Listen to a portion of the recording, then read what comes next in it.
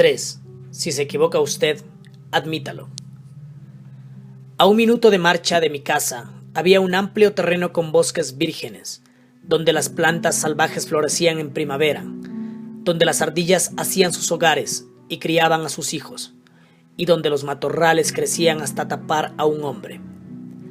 Este bosque se llamaba Forest Park, y era un bosque que probablemente no difiriera mucho en aspecto de lo que era cuando Colón descubrió América. Con frecuencia iba a pasear por este bosque con Rex, mi pequeño Bull Terrier de Boston. Era un perrito amigable, nada dañino, y como rara vez encontrábamos a alguien en el parque, lo llevaba sin collar y sin bozal. Un día encontramos a un policía montado, un hombre deseoso de mostrar su autoridad. ¿Qué es eso de dejar al perro suelto en el parque sin bozal?, me reprendió. ¿No sabe que es ilegal? Sí, lo sé, respondí suavemente, pero no creí que podría hacer daño aquí. ¿No creyó? ¿No creyó? La ley no se interesa un pepino por lo que usted cree. Ese perro puede matar a una ardilla o morder a un niño. Por esta vez no le diré nada, pero si vuelvo a encontrar a ese perro sin bozal y sin su collar y correa, lo llevaré ante el juez. Prometí obedecer y obedecí, unas pocas veces, pero Rex estaba incómodo con el bozal y a mí me dolía ponérselo, de modo que decidí no colocárselo más. Todo marchó bien por un tiempo, pero de pronto tuvimos un tropiezo. Rex y yo corríamos por un sendero cierta tarde, cuando repentinamente vi la majestad de la ley, montada en un caballo alazán. Rex corría adelante directamente hacia el policía. Yo sabía ya que estaba perdido. No esperé que el policía empezara a hablar. Le gané, le dije. Agente, me ha sorprendido con las manos en la masa. Soy culpable. No tengo excusas ni disculpas. La semana pasada me advirtió usted que si volvía a traer al perro sin bozal me iba a aplicar una multa. Sí, es cierto, respondió el agente con tono muy suave, pero yo sé que es una tentación dejar que el pobre perrito corra un poco por aquí cuando no hay nadie cerca. Claro que es una tentación, pero es contrario a la ley. Bueno, un perrito tan chico no va a hacer daño a nadie, recordó el agente. No, pero puede matar a alguna ardilla, insistí. Vamos, creo que usted está extremando las cosas. Escúcheme. Déjelo correr más allá de esa colina, donde yo no pueda verlo, y aquí no ha pasado nada. Aquel agente de policía, por ser humano, quería sentirse importante cuando yo empecé a condenar mi proceder. La única forma en que él podía satisfacer su deseo de importancia era la de asumir una actitud magnánima. Pero supongamos que yo hubiera tratado de defenderme. ¿Ha discutido usted alguna vez con la policía? En lugar de lanzarme a la batalla contra él, admití desde el principio que la razón estaba de su parte, que yo no la tenía. Lo admití rápidamente, abiertamente y con entusiasmo, y la cuestión terminó agradablemente. Él pasó a ocupar mi parte y yo pasé a ocupar la suya. Si sabemos que de todas maneras se va a demostrar nuestro error, ¿no es mucho mejor ganar la delantera y reconocerlo por nuestra cuenta? ¿No es mucho más fácil escuchar la crítica de nuestros labios que la censura de labios ajenos? Diga usted de sí mismo todas las cosas derogatorias que sabe está pensando la otra persona, o quiere decir o propone decir, y dígalas antes de que él haya tenido una oportunidad de formularlas, y le quitará la razón de hablar. Lo probable, una probabilidad de 100 a 1, es que su contendor asuma entonces una actitud generosa, de perdón, y trate de restar importancia al error por usted cometido, exactamente como ocurrió en el episodio del policía montado. Ferdinand Warren, artista comercial, utilizó esta técnica para obtener la buena voluntad de un comprador petulante irritable. El señor Warren nos narró su experiencia en estos términos. Es de suma importancia, al hacer dibujos para fines de publicidad y para los periódicos, ser muy preciso y muy exacto. Algunos compradores exigen que sus pedidos sean ejecutados inmediatamente y en esos casos suelen ocurrir algunos ligeros errores. Yo conocí particularmente a uno que se complacía en encontrar hasta los menores defectos. A menudo he salido de su despacho, irritado, no por sus críticas, sino por sus métodos de ataque. Hace poco entregué un trabajo apresurado a este comprador y poco después me dijo por teléfono que fuera inmediatamente a su oficina. Cuando llegué, encontré lo que esperaba y temía. Estaba lleno de hostilidad, encantado de tener una oportunidad de criticarme.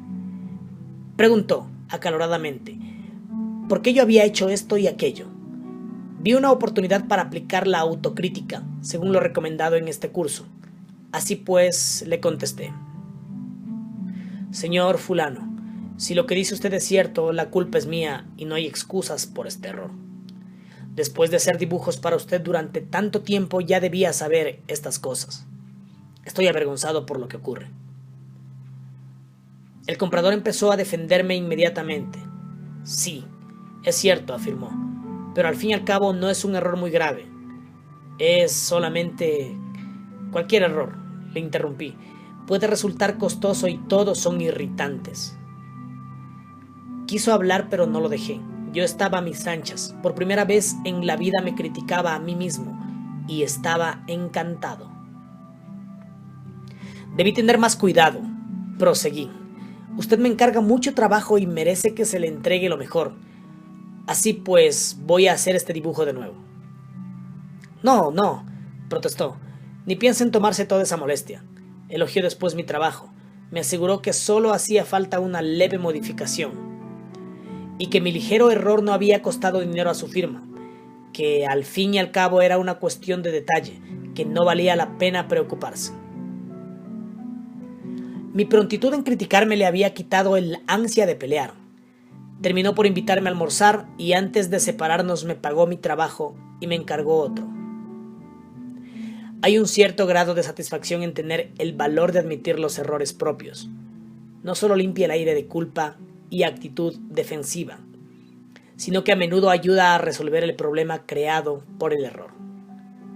Bruce Harbin, de Albuquerque, Nueva México, había autorizado incorrectamente el pago del salario completo a un empleado que tenía licencia por enfermedad. Cuando descubrió su error, llamó al empleado, le explicó la situación y le dijo que para corregir el error tendría que descontar de su siguiente pago el monto completo del exceso pagado antes. El empleado dijo que eso le causaría un grave problema financiero y pidió que los descuentos se hicieran a lo largo de determinado espacio de tiempo. Harvey le explicó que para hacer esto último necesitaba la aprobación de su supervisor. Y yo sabía que esto, nos dijo Harvey, provocaría una explosión por parte de mi jefe. Mientras trataba de decidir cómo manejar esta situación, comprendí que todo el problema había salido de un error mío y tendría que admitirlo así. Entré en la oficina de mi jefe, le dije que había cometido un error y después le hice un informe completo de los hechos. Replicó de modo explosivo que era culpa del departamento de personal. Repetí que la culpa era mía. Volvió a explotar contra el descuido del departamento contable. Una vez más le expliqué que la culpa era toda mía.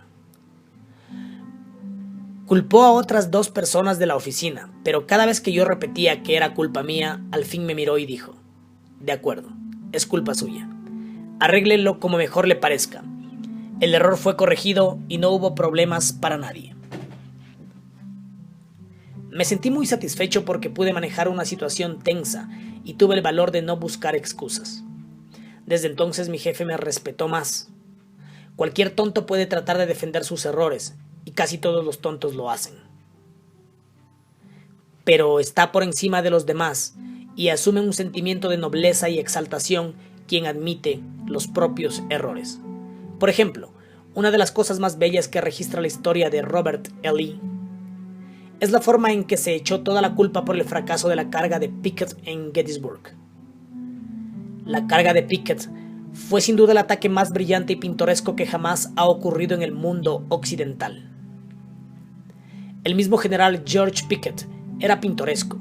Usaba tan largos los cabellos que sus rizos castaños le tocaban casi los hombros. y, como Napoleón en sus campañas de Italia, escribía ardientes cartas de amor día por día en el campo de batalla. Sus soldados, adictos a él, lo saludaron con vítores aquella trágica tarde en julio en que emprendió la marcha hacia las líneas de la Unión, la gorra requintada sobre la oreja derecha. Le dieron vítores y lo siguieron, hombro contra hombro, fila tras fila, estandartes al viento y bayonetas resplandecientes al sol. Era un gallardo espectáculo, osado, magnífico. Un murmullo de admiración corrió por las líneas de la Unión al avistarlo. Las tropas de Pickett avanzaron con paso fácil a través de huertos y maizales, a través de un prado y sobre una quebrada. Pero entre tanto los cañones del enemigo destrozaban sus filas y ellos seguían decididos, irresistibles. De pronto la infantería de la Unión se alzó detrás del muro de piedra en el cerro del cementerio, donde se había ocultado, y disparó, andanada tras andanada, contra las fuerzas indefensas que iban avanzando. La cima del cerro era una llamarada, un matadero, un volcán. En pocos minutos todos los comandantes de brigada, salvo uno, habían caído. Y con ellos estaban en el suelo las 4/5 partes de los 5.000 hombres que mandaba Pickett. El general Lewis Armistead, que conducía a las tropas en el embate final, corrió adelante, saltó sobre el muro de piedra y, agitando la gorra en la punta de la espada, gritó: «¡A ellos, muchachos!». Así lo hicieron. Saltaron sobre el muro, hincaron bayonetas en los cuerpos enemigos, aplastaron cráneos con sus mosquetes y clavaron las banderas del sur en el cerro del cementerio. Las banderas flamearon allí por un momento apenas, pero ese momento, breve como fue, resultó el momento supremo para la Confederación. La carga de Pickett, brillante, heroica, fue no obstante el comienzo del fin. Lee había fracasado, no podía penetrar en el norte y lo sabía, el sur estaba perdido. Tan triste, tan atónito quedó Lee, que envió su renuncia y pidió a Jefferson Davis, presidente de la Confederación, que designara a un hombre más joven y más capaz. Si hubiera querido culpar a cualquier otro jefe por el desastroso fracaso de la carga de Pickett, habría encontrado muchas excusas.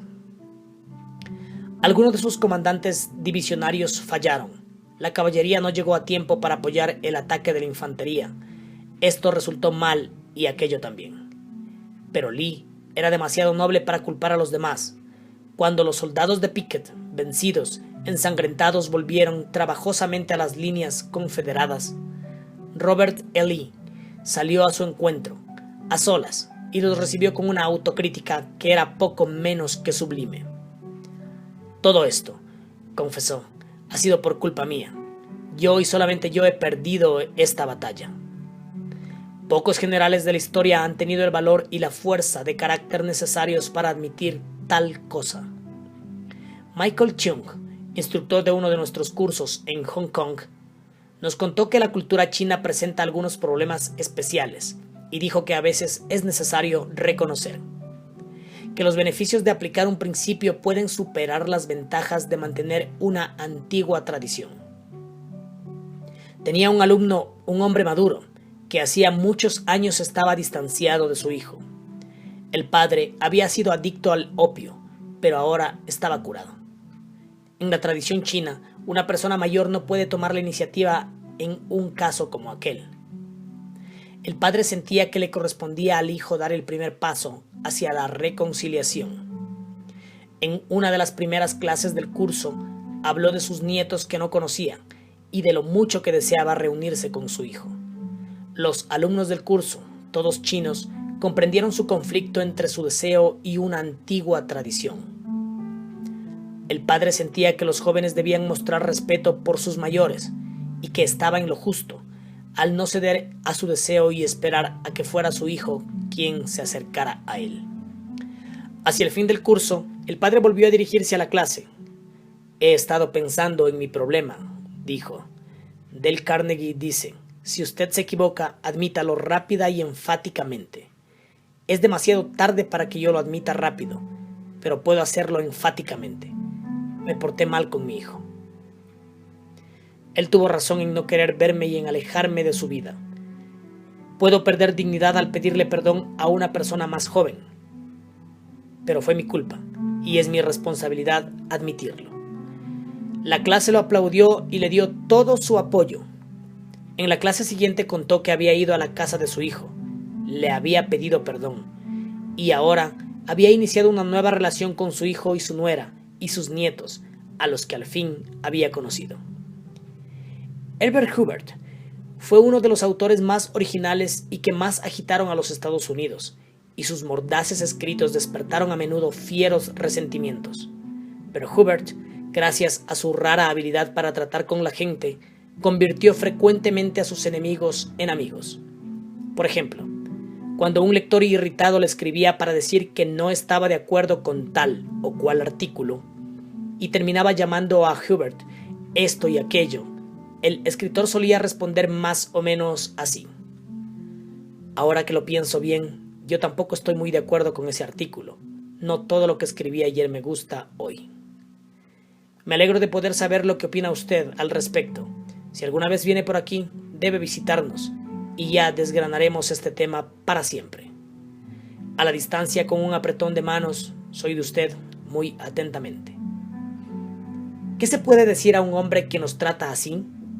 Cuando tenemos razón, tratemos pues de atraer suavemente y con tacto a los demás de nuestra manera de pensar. Y cuando nos equivocamos, muy a menudo, por cierto, a poco que seamos honestos con nosotros mismos, admitamos rápidamente y con entusiasmo el error. Esa técnica no solamente producirá resultados asombrosos, sino que, créase o no, nos hará comprender que criticarse en esas circunstancias es mucho más divertido que tratar de defenderse.